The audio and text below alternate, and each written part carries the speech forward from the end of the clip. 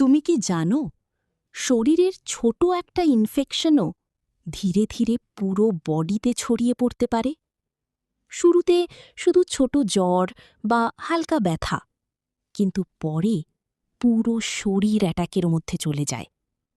যখন ব্যাকটেরিয়া বা ভাইরাস শরীরের কোনো এক জায়গায় ঢোকে, তখন ইমিউন সিস্টেম ওদের থামানোর চেষ্টা করে। কিন্তু যদি জার্মস খুব দ্রুত বাড়তে শুরু করে, তাহলে তারা রক্তের মাধ্যমে পুরো বডিতে ছড়িয়ে পড়ে।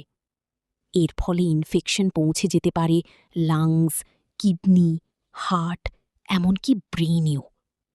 তখন শরীর চলে যায় ডেঞ্জার মোডে। মানে ইনফেকশন শুধু এক জায়গায় থাকে না, রক্তই হয়ে যায় জার্মসের হাইওয়ে। এমন আরও শকিং মানব শরীরের রহস্য জানতে লাইক দাও, শেয়ার করো আর ফলো করো।